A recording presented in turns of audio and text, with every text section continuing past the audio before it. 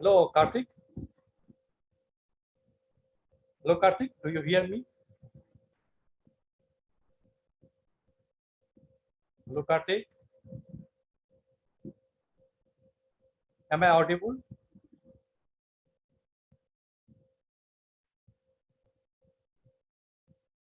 Am I audible?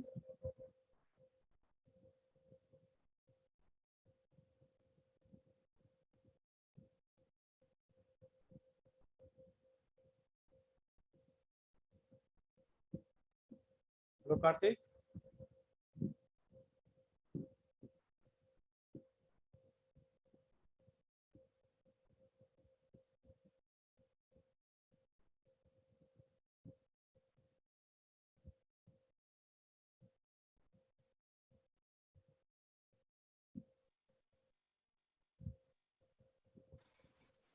Hello, sir. Can you hear me?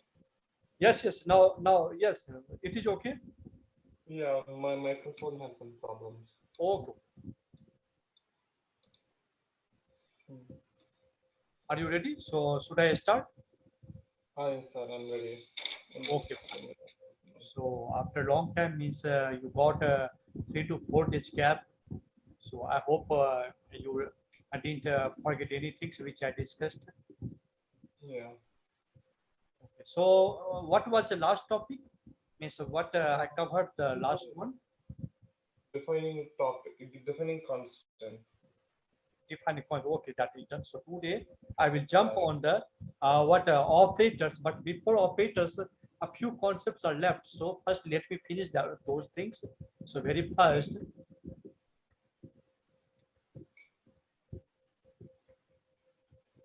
So about the already you know about the modifiers. Means how many modifiers? Signed, signed, long, unsigned, short, long. Okay, and what is the purpose? Already you know. Just once again. So to modify the built-in types. Yes, yes. You can create different data types, but we have a fixed number of what a primitive data type, built-in data type. So here the modifier signed, unsigned, long, and short can be applied to. See here the note have been first. Means all four are applied to the integer base type. Point number one. Second point. In addition, signed and unsigned can be applied to char, and long can be applied to double. Just remember these points.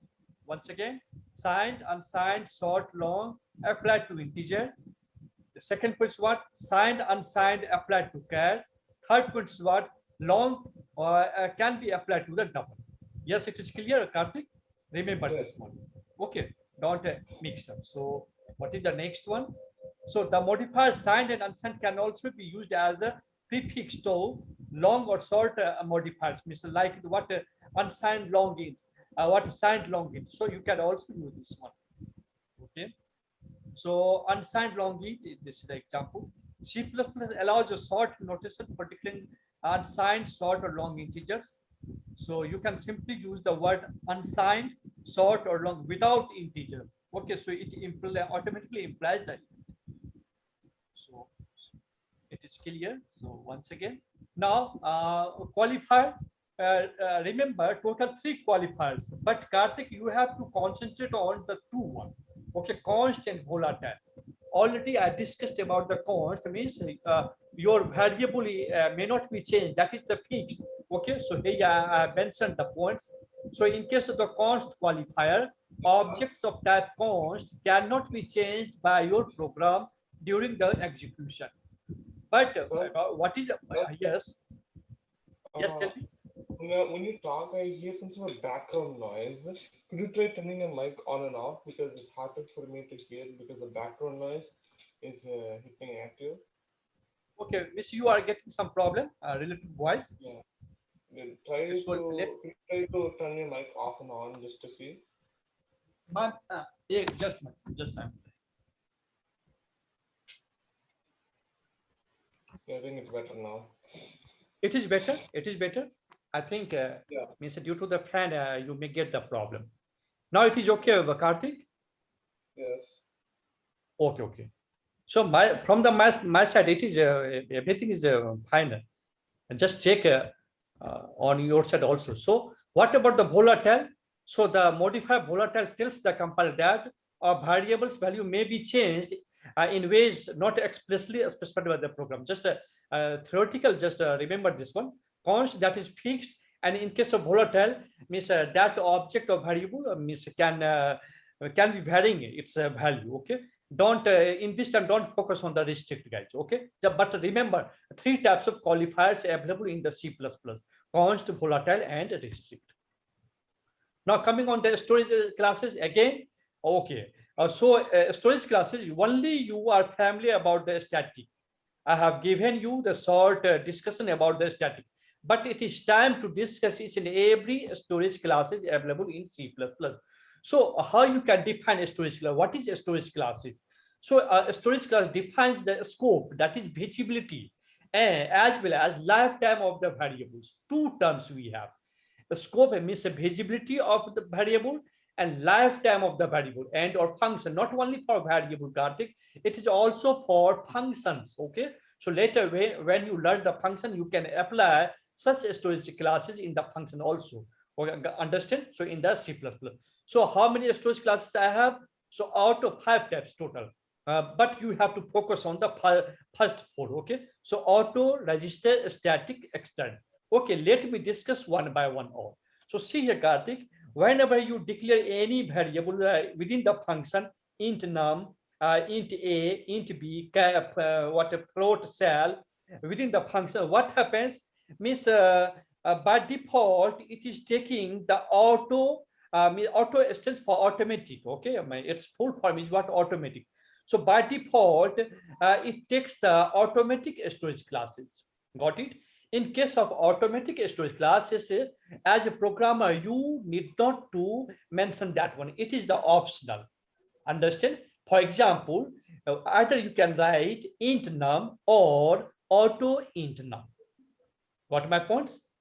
So int num or just one. Let me let me discuss on the.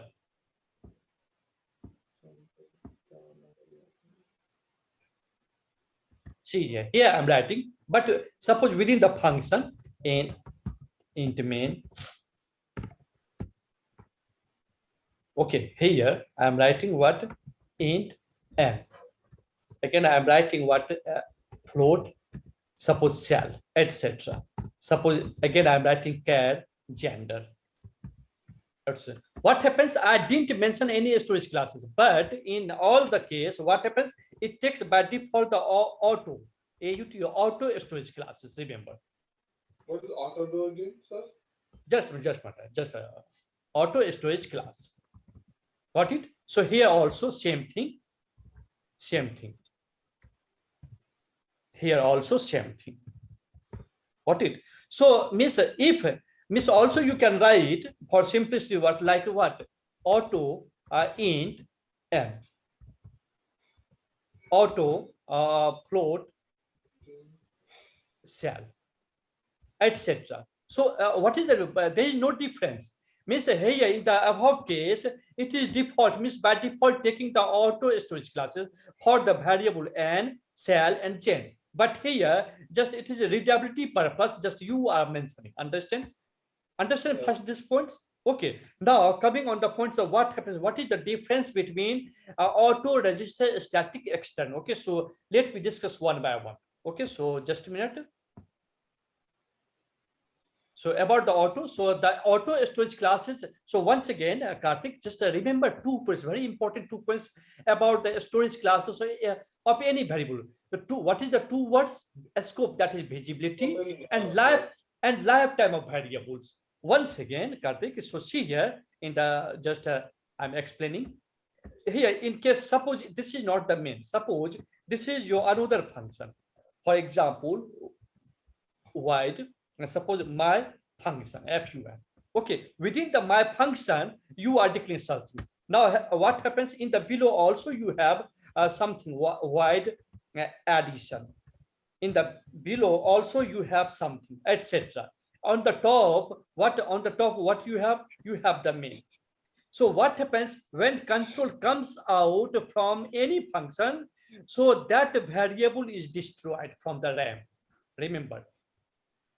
that variable is destroyed from the RAM. Once again, you may have the confusion. So let me just int. I have the also main now here. Okay. So again, suppose int num equals 9, etc. Okay. Here in the above, I have also suppose x. I have the x, I have the y, okay, etc. So now tell me in this program, how many total variable you are watching? X, y, num, and cell, gen, etc. Okay, so what happens from the see here, there is a huge difference between x, y, and num and cell gen. What happens if you declare any variable within any function? So its scope is fixed, its visibility is fixed, its lifetime is fixed. But this is the global variable. Already I discussed in the previous lecture. Which type of variable this one? Global variable. Okay, but which type of variable this one? Local variable. And what about this one? Which type of variable this one? You tell me. Local or global? Also local. Which type of this one? These are the same. So what the difference? Already I discussed about the local and global. So what happens? Local variable contains the garbage value, but global variable contains the 0. Okay. Now coming on this storage class specifier, what happens if the control comes out from the function? Means the visibility scope of that variable is vanished, destroyed. Means there is no scope to see that variable, but the variable global variable x and y exist throughout your whole program.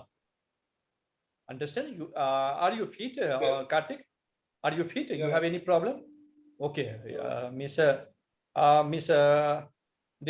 what happens? What is your report? Miss, everything is okay in your report, medical report? Yeah. Okay, fine. I have to do some sort of scanning. That is done. That is done. That is done. Okay, there is no any doubt. Everything okay? Yeah, I think okay. I think okay. I have to do Okay, fine. Okay, fine. So see here. Understand, Karthik. So what happens about x and y?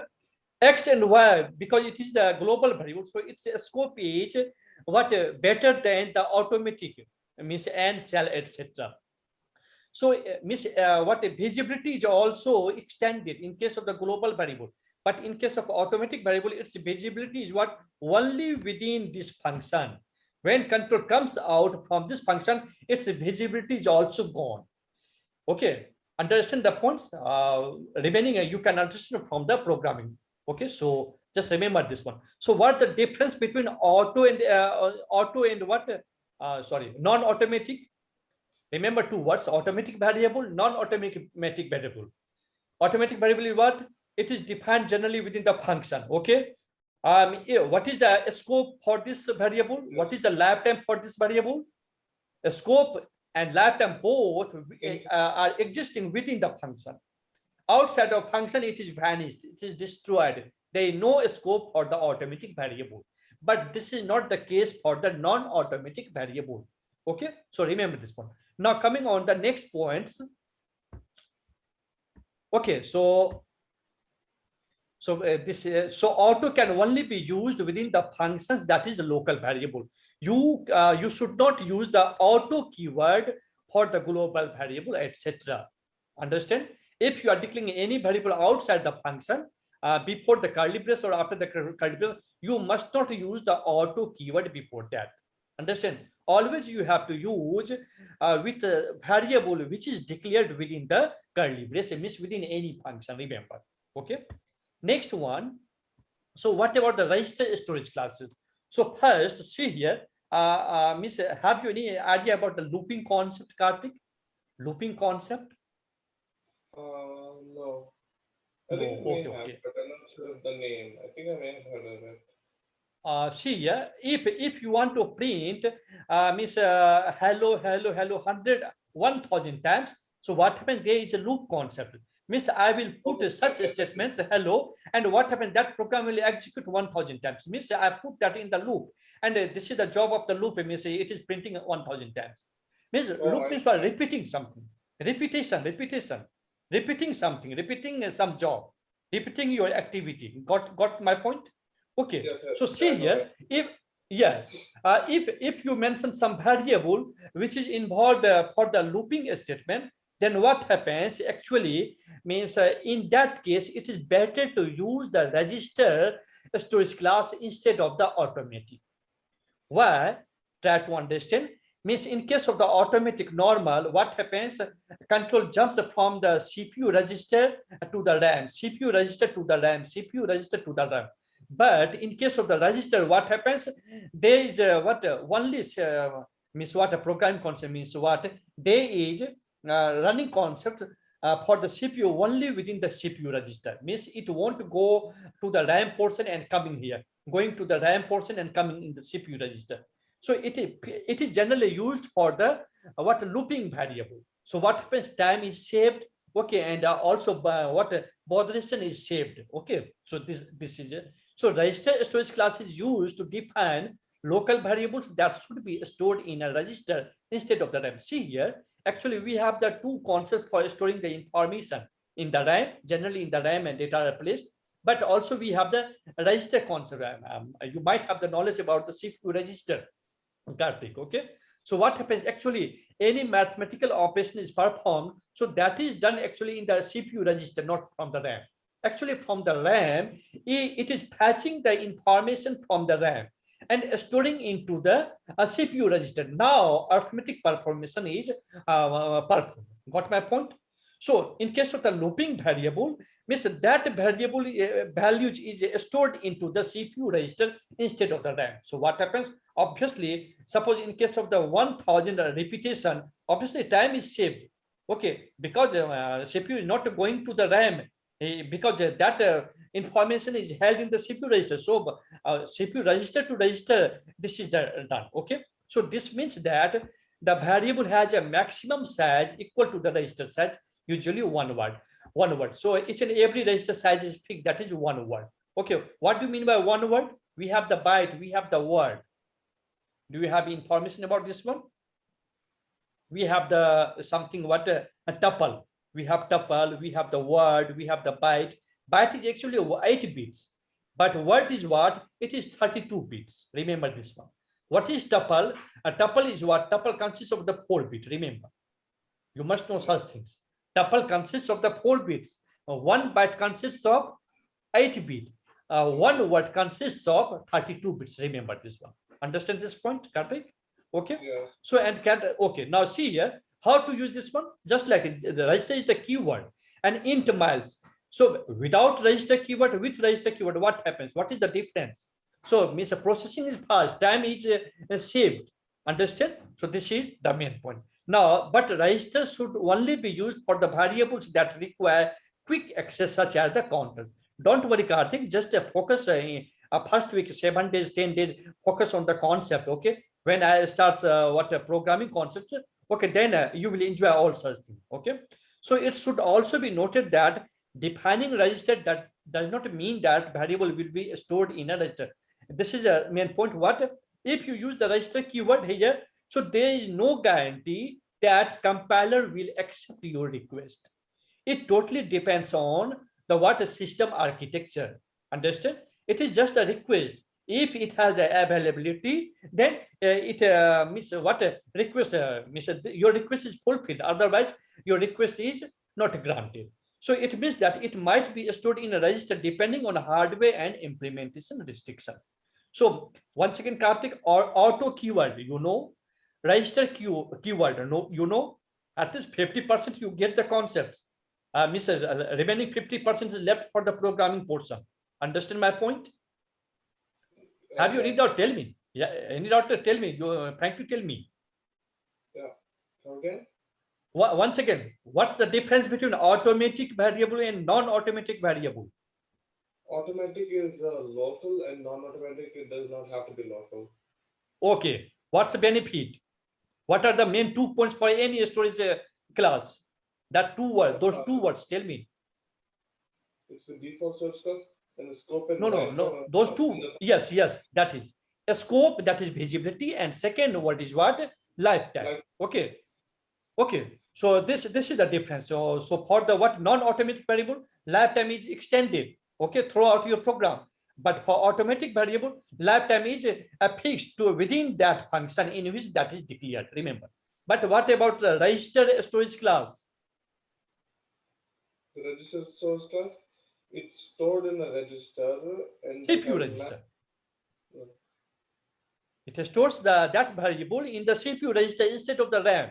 And what benefit we will get? Yeah, the variable has a maximum size equal to the register size, which is usually Yes, required. yes. What is the benefit? And Computation is fast.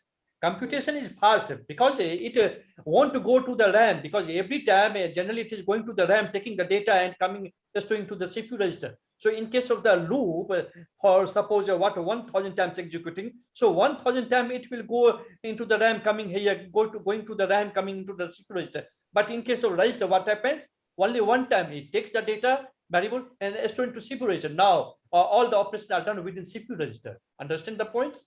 So it is very useful to use. So when you should use the register variable, you should use such register keyword for all the variables. No, you should only use it when you need to compute the same thing multiple times. Yes, say technically what looping variable. Use that, say technically looping variable.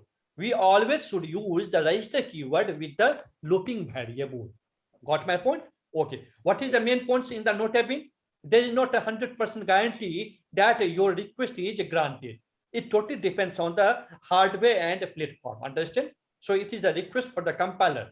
If everything is fine, if it has the availability in the system, then this is done. Your request is granted. Next one, coming on the static. Once again, Karthik, already from the previous lecture, you have the idea about the static. Yes. Okay. Now it is time to take the full concept. So once again, means three cases we have to use the static storage class for that for any variable. Case one. What is case one? You can use a static keyword. Yes, using the local variable. Case 2 is what? You can use the static keyword with the global variable. And also we have the case 3, Karthik. You can also use the with the class member. Here you have the confusion because this time you don't have any idea about the class and object. So you will have to wait. Okay, when actual C++ is started, then you can understand such topic. You can understand the case 3. But in this time, just focus on the two cases, case 1 and case 2. So using the local variable with the global variable. So what happens? What benefit we will have? What is the drawback, etc. So see, focus on the points. So the static storage class instructs the compiler to keep a local variable in existence during the lifetime. So what happens? Means, as you know, when control comes out from the function, what is your opinion? What is the general idea about that variable? Means that is vanished, that is destroyed. Okay, because that is the automatic variable. But in case of a static, what happens, Karthik? That is not destroyed. Means one copy of that variable is always available till your program until your program terminates. Understand? Remember this point. Yeah. So just it is what disturbing the nature of the automatic variable. It is totally disturbing the nature of behavior of what automatic variable. In case of automatic variable, what happens? When control comes out from that function, that variable is destroyed. But in case of the static variable, what happens? That is not destroyed. That copy is still available in the RAM. Remember that point. Understand? Understand, Karthik? Okay. Yes. So therefore, making local variables static allows them to maintain their values between functions calls. So what happens? Suppose you are calling your function 5 times, 6 times, etc. So without the static, what happens? Control comes in the function, it executes its activity. Coming out, it's all automatic variable are destroyed.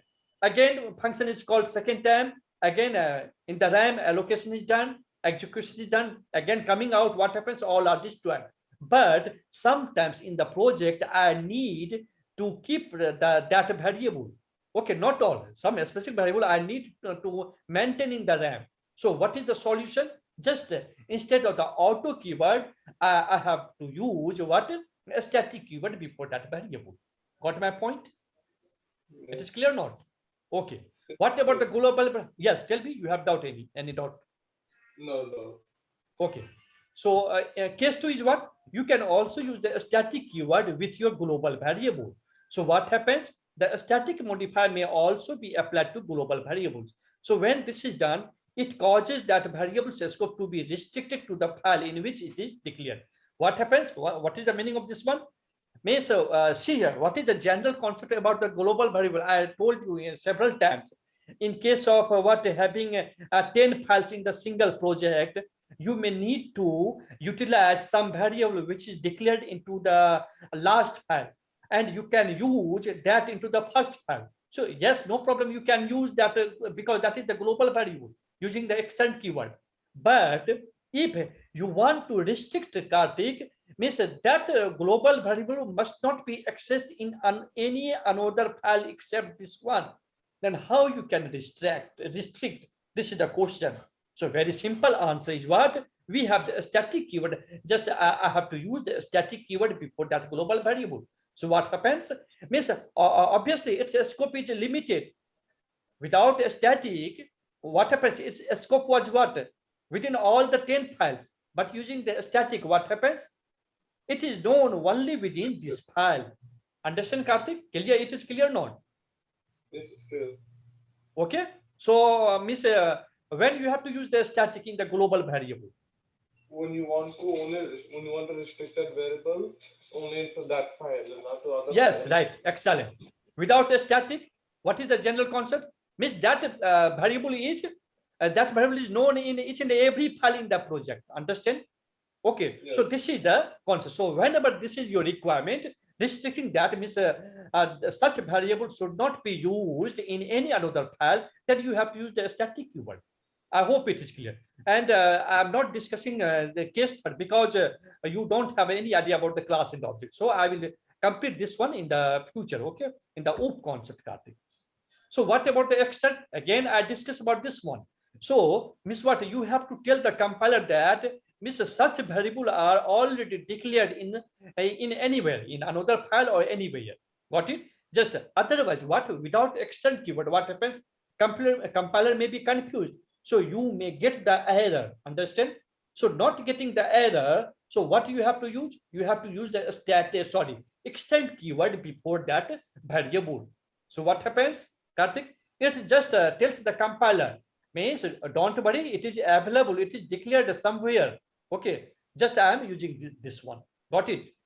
Once again, I'm giving the final example. Suppose you have the 3 files. In the third file, you already declare you have the variable, and you want to utilize that variable into the first file. So directly, Karthik, you can't use that one. If you are going to directly use the third file variable, a compiler will get the error. Okay, it generates the error. Means I don't want this one variable. That's why telling the compiler you have to use the extend keyword before that variable. So compiler understand, oh, it is available either below in this file or in another file. Got my point, Karthik?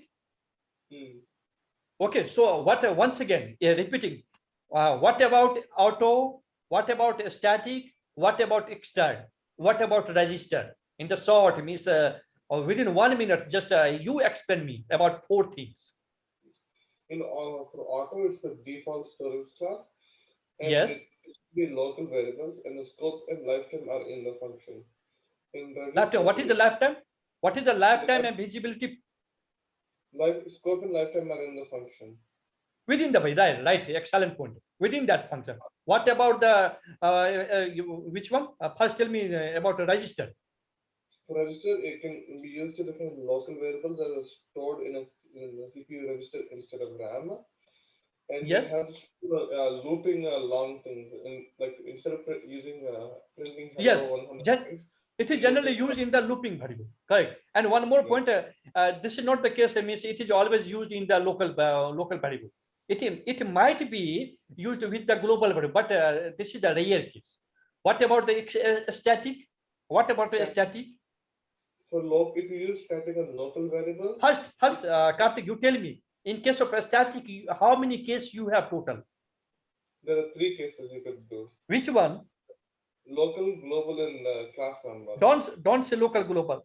Means you can, okay, it might be fine. Yes, either you can use with the local, you can use with the global, and what is the third case? Class member. Yes, this time, Miss, we are not teaching that one. Okay, just try to discuss the first two cases, Kartik. For if static is used for a local variable, it Hmm? keeps the local variable in existence during the Hmm? lifetime of the program instead of destroying it. But What is for the global, benefit? the When do benefit, we need such thing? When do we need such thing? the benefit is that if we use a function and we want to keep it, it helps to keep the variable in the computer rather than it being created and destroyed over and over again. Yes, yes. Means you are calling such function so many times, and you want to retain that variable. You don't Yeah. want to lose the data. Okay, Yes. then you have to use the static keyword. Excellent. But what about this case second? What about the global static? Means static global?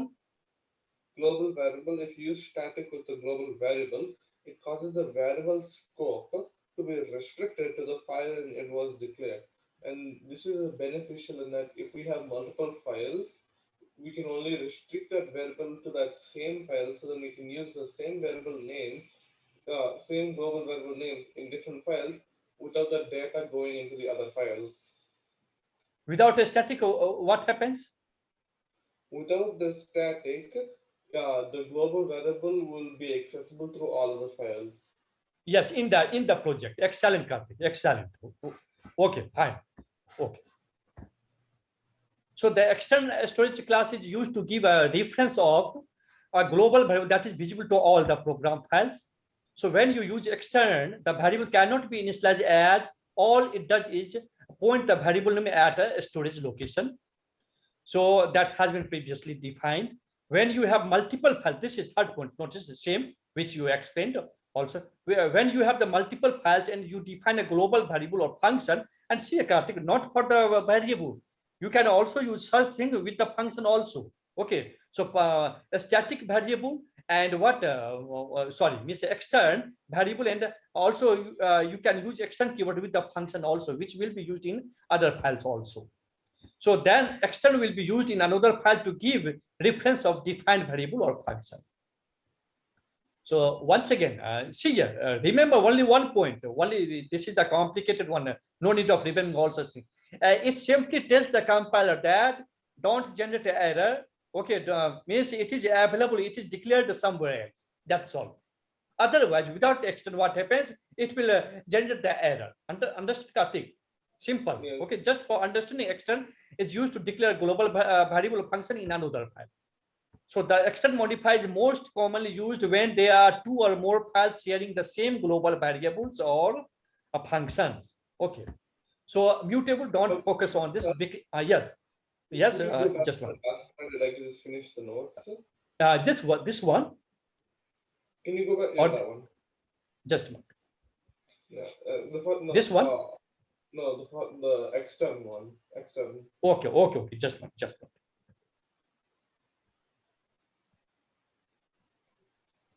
This one now. Yes. Okay. Okay. Okay. So, You can note down the point number 3, and you can note down the also point number 4. 5, it is also fine, means used when there are two or more files sharing the same global variables or functions.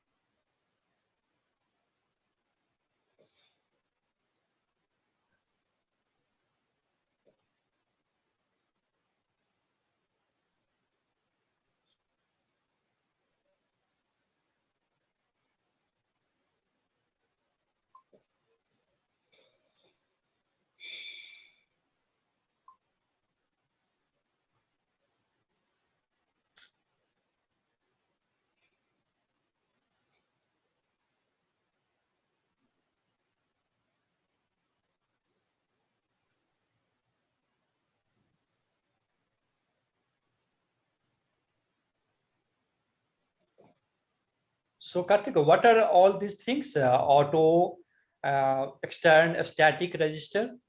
These are a storage class. These are a storage class. What do you mean by storage class word? It gives us two information, valuable information. What are those information? Visibility and lifetime. Visibility and lifetime. Remember, a scope, that is a scope. A scope and lifetime.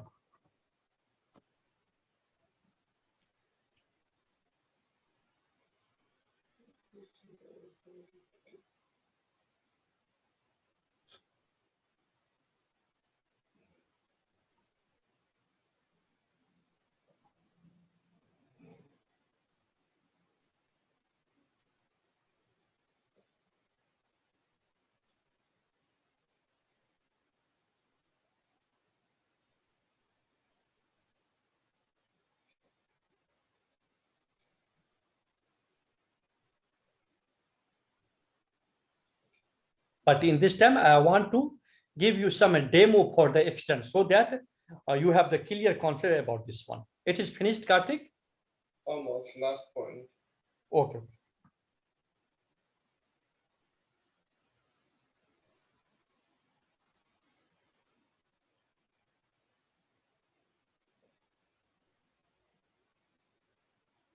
Do you repeat my recording session, which I'm providing you?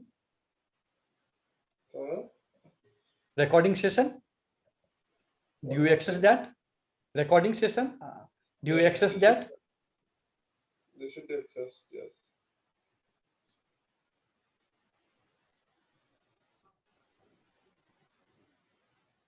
Are you sending them? You're sending them on WhatsApp, right, sir? Sorry, Karthik? You are sending them on WhatsApp, right, sir? What's our Excel? I'm not getting. You are sending the videos on WhatsApp, right, sir? Yes, sir, that is the link. You can access that one. And that is available in my drive. Okay. Yeah, I'm done, sir. Okay, fine. So see here, Karthik, before just I'm stopping here. So just I would like to show you some.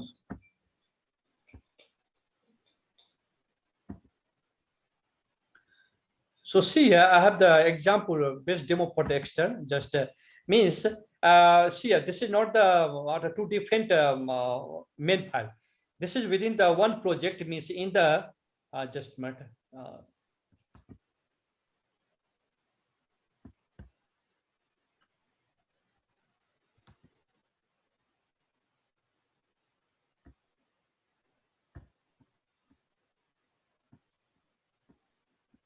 See here, Karthik, this is a small program, means has included IO stream int count. Count is the global variable.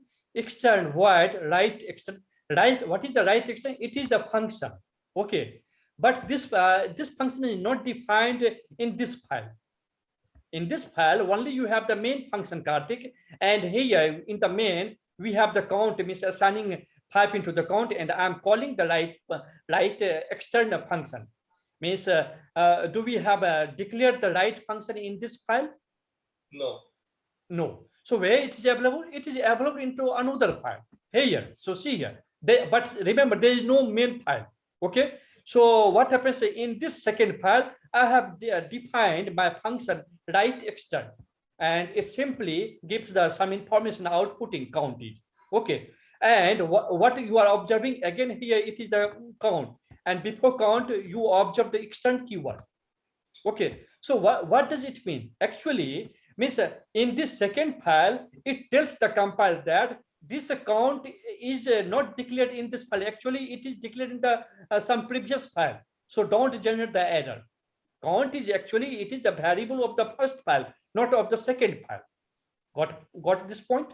But a right extern function, it is not defined in this file.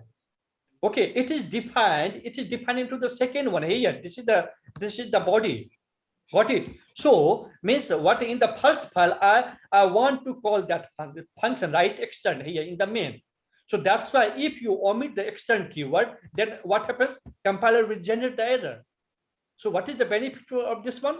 Just you are telling the compiler that don't generate the error. This right extend function is already defined into the another file. Got my point? Yes. So this is the use of the extend keyword. Understand? Okay. So only you need to execute this file. Okay. You don't need to execute that, but you have to compile. Obviously, you have to compile each and every file into the project. Understand? But you have to execute only the that file which contains the main function. Remember points. If in your single project, if you have multiple files, among all files, only one file contains the main function. Understand? Okay. Yeah. And you have to execute that main function. But before calling the main function, obviously you have to compile each and every files. Understand? Because suppose file number 50 contains some error, then what happens? Obviously, compilation at the compilation time you get the information. So okay, omit that point. But I hope you have understanding about this one. Yes or no? Yes. Tell me any doubt if you have. Okay. I don't know. Okay, fine. Now, Yeah. so it is almost done. Yes. Now, mutable, don't think this is out of the scope for you. Okay. So it is done. Now, just I'm going to start the next one. Means today just want to start the operator because this is very lengthy concepts. Okay, so it will definitely, it might take 3 to 4 days because huge operators are available in the C++. And if you previously, if you know C, then it will be fine for me also. Means I can finish the within the one session, but it will be very difficult for both of us. So let me discuss one by one. So first, already you know basic about already you have operators, means what a plus, minus, etc. Okay, so performing operation in the what is CPU. So first, I'm making the categorization so that you may have the clear understanding about the operators, which type of operators are available. So arithmetic operators, increment, decrement operators. We have relational operators. We have logical operators. We have which one? Nothing. Which one? I thought I was wondering if you can also show about bitwise operators. Did you understand that? Not understanding, Karthik. Oh, nothing. It's just that I before you said bitwise operators, I was wondering if you were going to also talk about bitwise operators in C++. Okay. See, yeah. So first, focus on this one. We have the bitwise operators. We have assignment operators. We have other operators so available. So I mean, these are agenda. Our agenda in the operators topic. So discussing one by one. So see here once again, arithmetic operator plus, minus, asterisk, multiplying, etc. This comes into arithmetic operators. Also, we have extra things: increment, decrement operators, plus, plus, minus, minus. Okay. But what is the relational operators? Suppose I want to make the comparison. Okay, suppose my age is 45, your age is 20. So which age is greater than, which age is less than? So how you can make the decision? So making such a decision, you generally arithmetic operator may not help us. Only in such case, only a relational operator can help us. Okay, just making the comparison, which is greater than, which is less than, etc. Okay, so less than, greater than, less than, equal to, greater than, equal to, all these are what belonging to which one? Relational operators. Now next, what I have the logical operators, Karthik. So once again, Karthik, about arithmetic, about relational, there is no doubt. There's no doubt. No. Now what about logical? So see here, logical means it make the decision depending on your two condition. Based on your previous two condition, it makes the final decision. Okay. So suppose you are getting the marks 80%, and also in the what playing means you are getting, sorry, in the attendance you are getting what 90% attendance, and a scholarship is given to that students who get what more than 70% marks and what more than 80% marks in attendance. Only that students will be what getting the price. So in this case, what happens? I have the two conditions and I have to join both conditions. If both conditions are true, then final will be true. If any one condition is false, then final will be false. Got my point in this example? And what? Is this and? This is and. Yes, right? yes, and or etc. Okay. And So we have the yes, we have the logical and yes, Karthik, we have the logical and we have the logical or etc.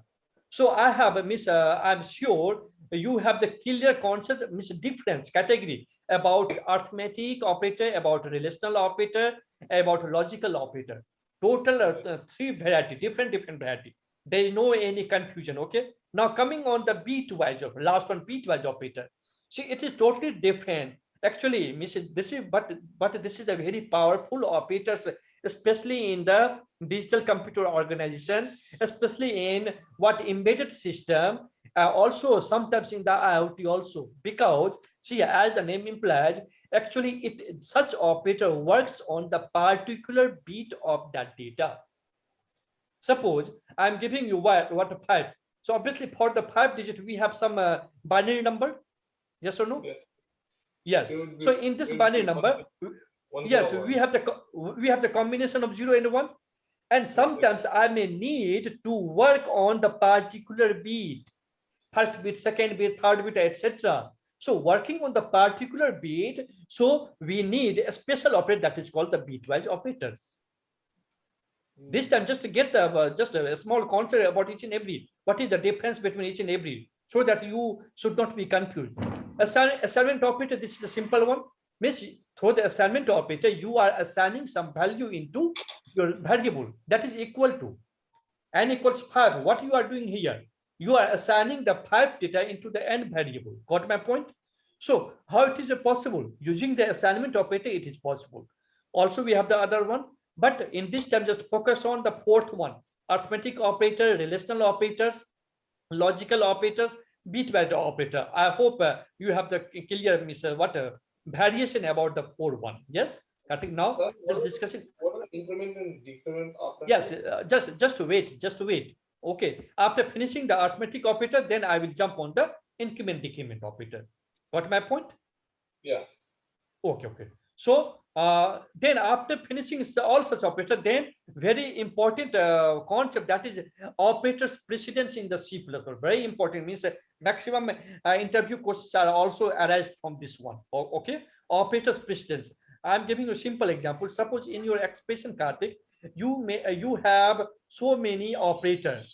Now question comes, which operator should be executed first and which should be executed the next. So because we human being have the idea about the BODMAS. Okay, we follow the BODMAS, yes, but in the computer system, how it should follow. So there is a technique, there is a rule and regulation. So that rule and regulation is designed using the operator's precedence. So each and every operator have the given priority that is fixed. Okay, given to each and every operators in the C++. So according to that priority, that operator is executed first and someone executed the last. Got my point? So yes. What you will know in the operator's precedence? The rank and file of which operators go first. Yes, it's simple. Among so many operators, which one should be executed first? That's all. Okay. So these are our agenda. So discussing one by one. So first, starting what arithmetic operators. So no need of giving so much time in the arithmetic operator, because plus minus already you are familiar. So operator is a symbol that tells the compiler to perform a specific mathematical or logical manipulations. So C++ is rich in built-in operators and provide the following type of operators. Already I discussed this one. Now this table gives you the sort. So see here, Karthik, I'm not spending too much time on the plus minus stake slash, because it is a simple one. Yes or no? Just from the table, just to focus on the what example. Suppose A contains 10 and B contains 20. Now A plus B, what? It will give you 30. A minus B, it will give you what? Minus 10. So this is the addition operator. This is the what subtraction operator. It subtracts second operand from the first one. Asterisk sign, multiplication operator. It multiplies both operands. A asterisk B will give you what 200. Now we have the two symbols, slash and percentage symbol. Okay, so slash divides numerator by what a denominator. Okay, so B slash A will give you what 2. Just it gives you the quotient. Understand? 20 division by 10. What is we have the quotient, we have the remainder. Okay, so single slash it gives you what quotient. But what happens if I need the remainder? So in case of getting remainder, Karthik, you need to use the percentage symbol. And yes, and what is this called? This is called modulus operator. Remember this one. This is called modulus operator, and it gives you the remainder for that one. So in case of this one, 20 division by 10, what is the remainder? Obviously 0. In case of 23 division by 10, 23 division by 10, what is the remainder? 20, come again? 23 division by 10.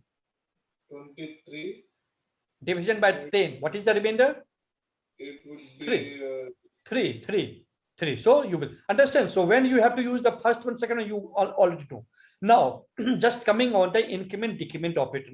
Now see here, Karthik. Actually, its sign looks like this one. Plus plus and minus minus. Double plus and double minus and. First is called increment operator. Second is called decrement operator. See here, in the very simple way, if you are incrementing some variable by the one, okay, suppose we have the x, and I'm writing x equals to x plus 1. So in this case, you can use simply x plus plus or plus plus x. What my point? So here, a plus plus will give you what? 11. A minus minus will give you what? Just decrementing by 1, 9. Understand? So instead of, suppose if you don't want to use the plus plus minus minus, then what you can use?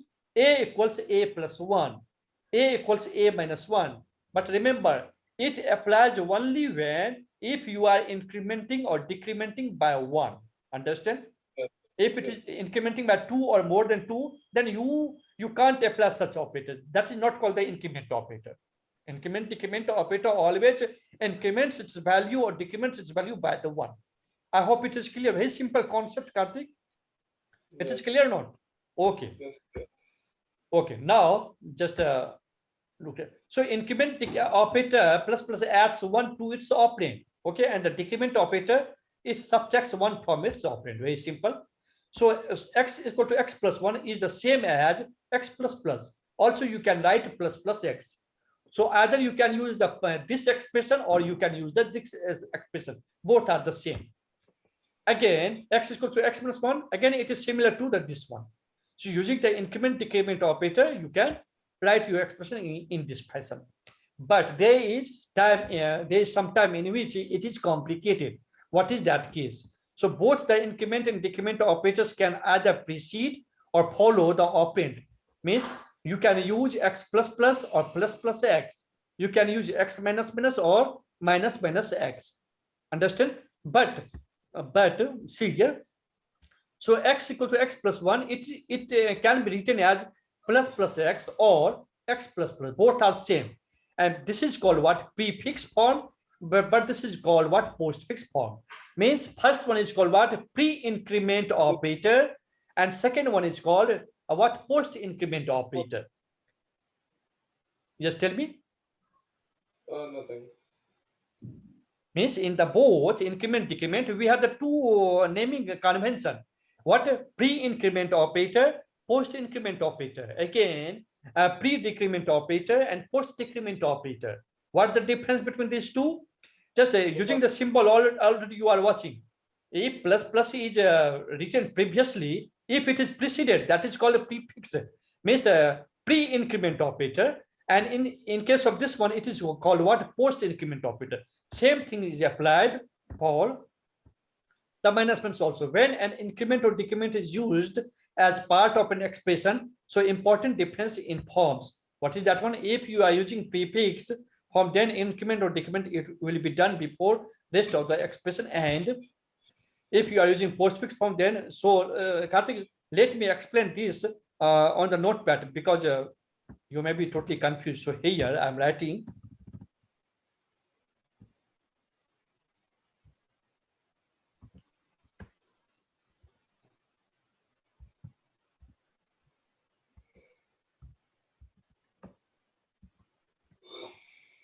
pre-increment operator. Suppose I have the int a equals 8. Okay. Now I have also what int b equals what 5. Okay. Int I have the what x. Now what I'm doing, x equals plus plus a and plus 10. Simple this one. I'm taking one example. Now here I'm trying to see out what simple x. Okay. Now second case is what? Second case what? Data is same, but yes, post. I'm writing x equals a plus plus and here plus and a plus 10. Yes, so you will understand very clearly. Now just I am printing what is C out. Now see here, there's a huge difference. So see here, first this is the case 2. Sorry. This is the case 2. Means which one? What is the name? Post increment.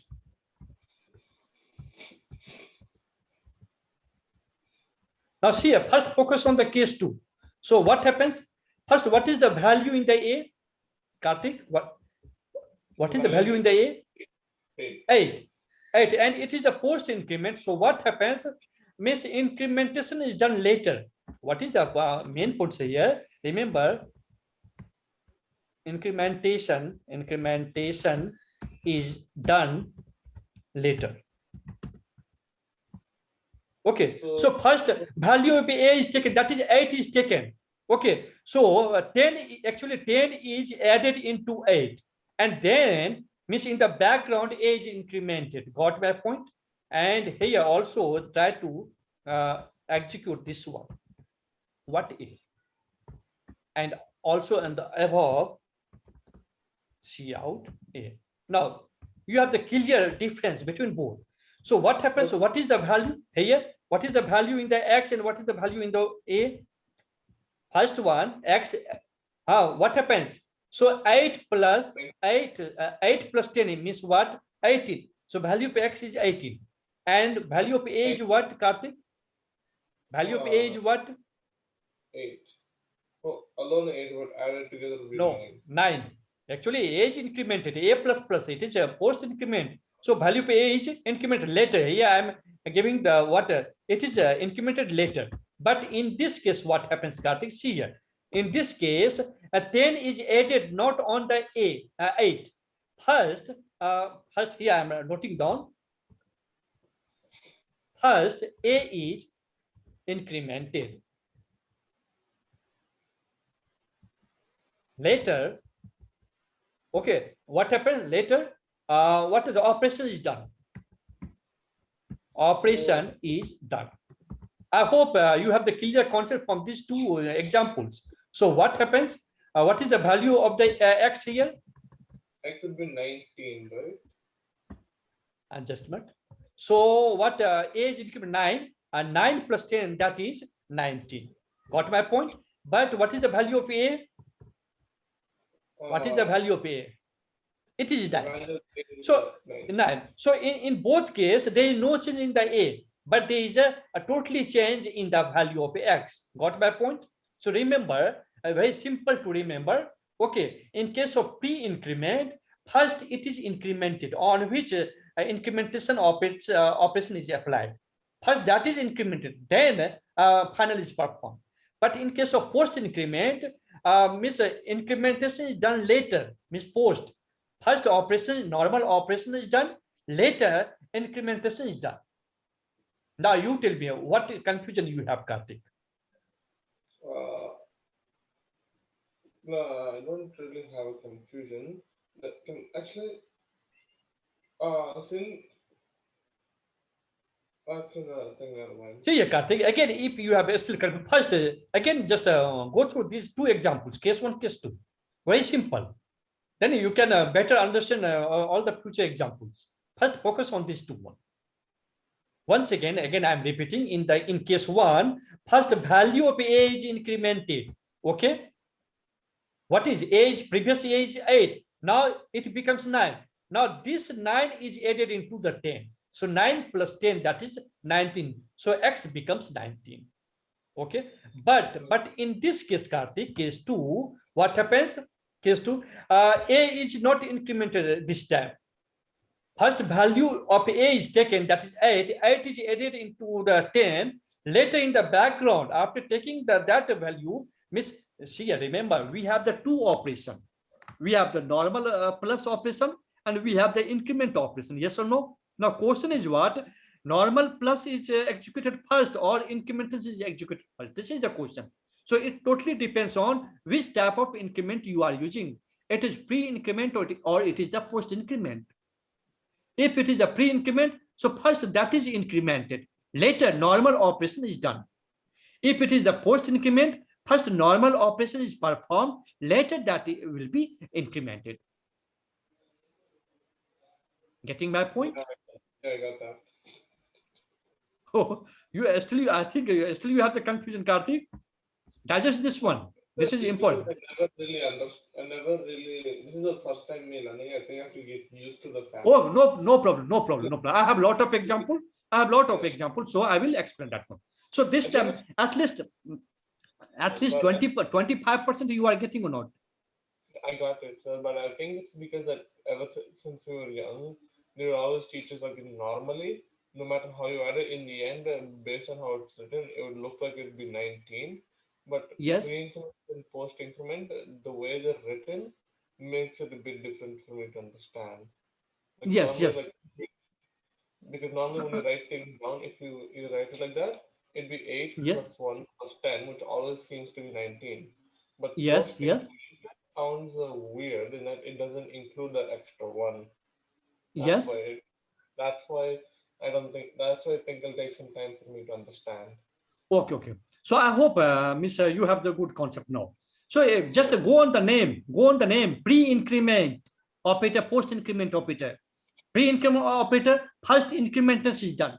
Later, another job is performed. In case of post-increment, incrementation is done later, before my normal operation done. That's all. Okay. Only just take this concept. Okay. Go on the meaning. Okay. You will never have any confusion. Okay. So just a minute.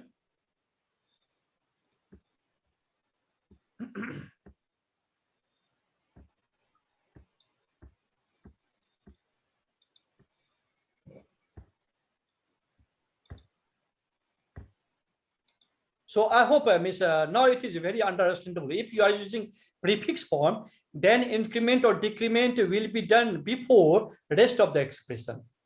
First it is done. Okay. And if you are using the postfix form, then increment or decrement will be done after the complete expression is evaluated. Same thing or no, which I explained on the notepad. Just go through if you have any doubt. Point number third, what I have written, these 2 points. I already wrote down the exam, so I think I got it. You are writing? Are you writing? I already wrote it down, so I think I got it. Okay.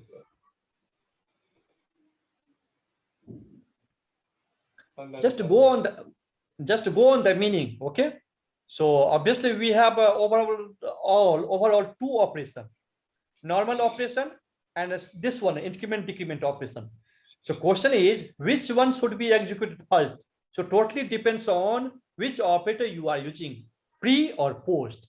In case of pre, first it is incremented, then normal. In case of post, first normal operation, then incrementation, decrementation. Sure.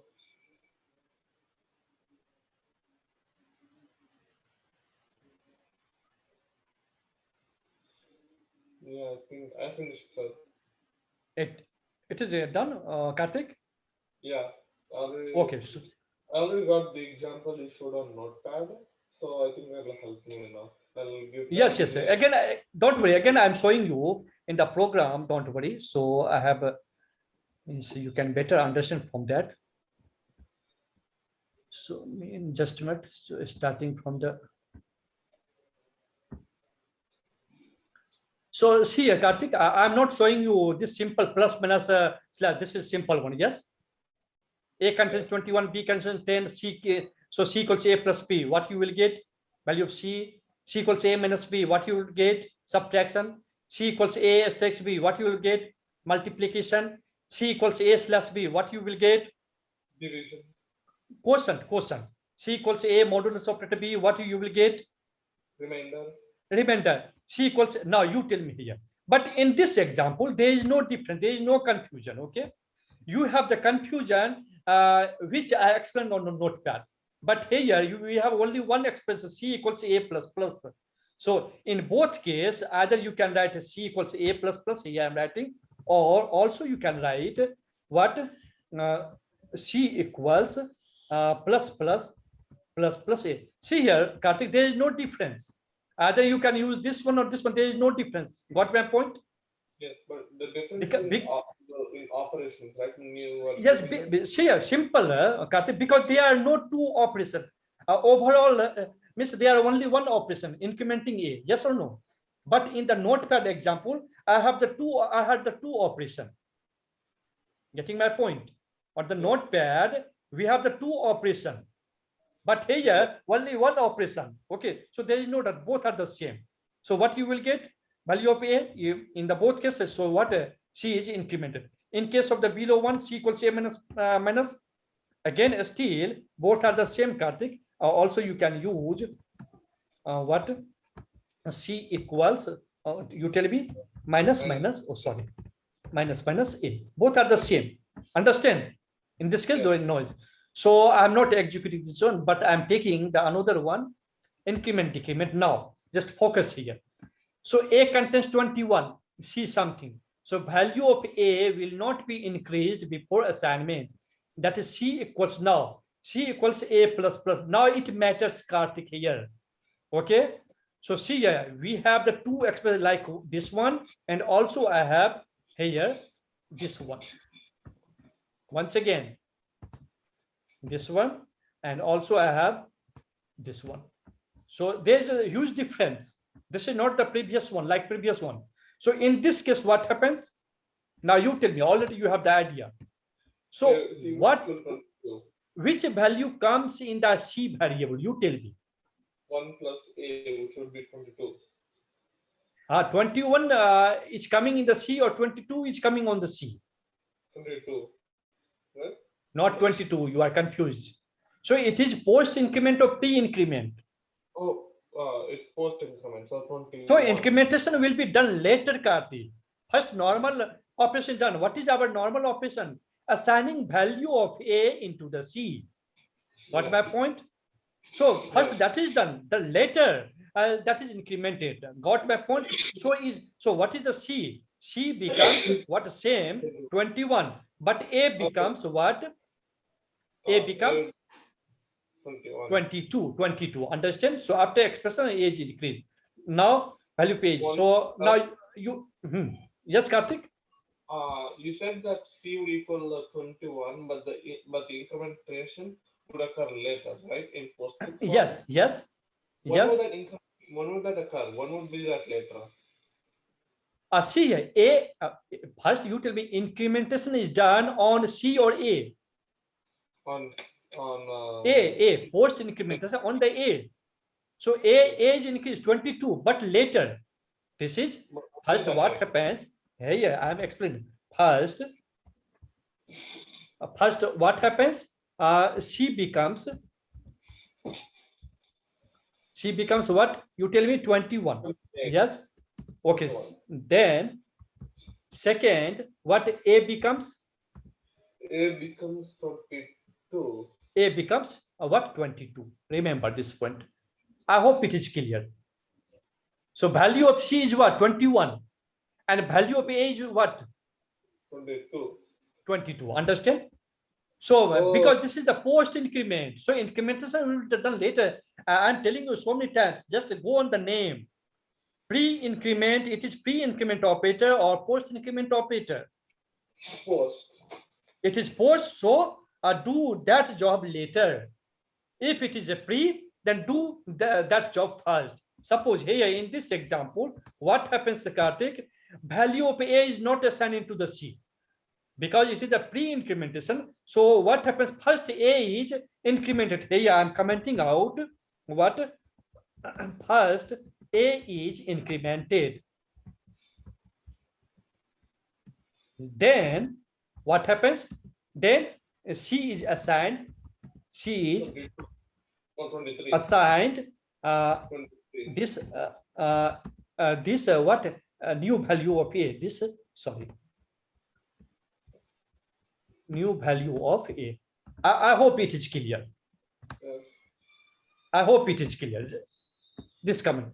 First A is incremented. Why it is incremented? Because this is the pre-incrementation operator. Because this is pre-incrementation operator. Yeah. Oh, now I understand, sir. Now I got it. Understand? Go on the name. Understand? Go on the name. Understand? It is pre or post. Okay. I hope it is clear. But once again, Karthik. But in the previous one here, there is no confusion because there are no two operations. There are only one operation. What assigning the what? Yes, sorry, miss. Sorry, miss. What? A plus plus A minus minus. What I am telling you. What happens? No, you may be confused. No, Karthik. This is different thing. What happens here? This is the plus, but this is the minus minus. So first, what happens in this case? First C would equal A. Then See, it is. Then A would increase by 1. See, Karthik. Actually, Karthik, I missed that one.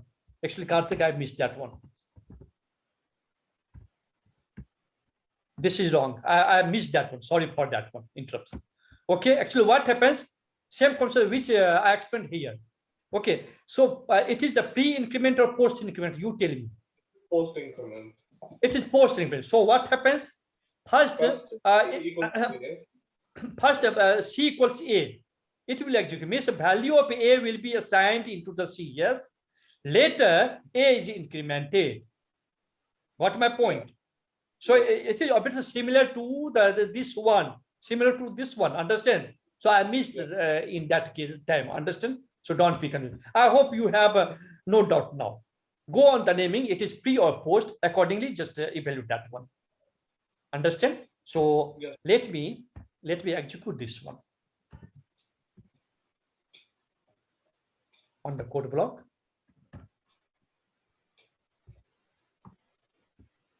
So first we have how many C out statements? C, A, C. First on your paper, you write the output for the C, for the A, for the C. What is C here? C here is 21 now. First at the beginning it's 21. Yes. What is A here? A here is 22. Yes, because in the first one already later it is incremented. But what is C here now? C here would be 23. Not 23. Yes, you're right. Plus, it is the pre-increment. So previous value of A is what? 22. Now 22. It is plus pre-increment. So it becomes A becomes 23. Now this new value is assigned into C. You are right. So let me execute this one. Okay, fine. So remember once again, what is the output? CAC. So I think what 21, 22, 23. Yes. Yes. Yes. Now get the output. Just what.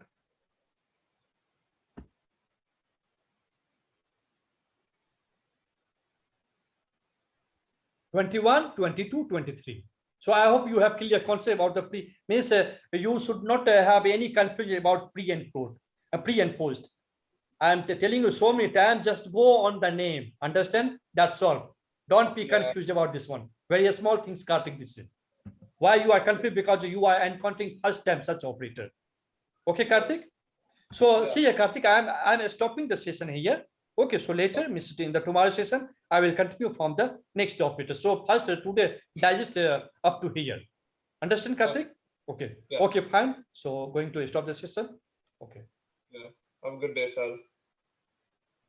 Okay, welcome. Yeah. Bye. Okay, bye.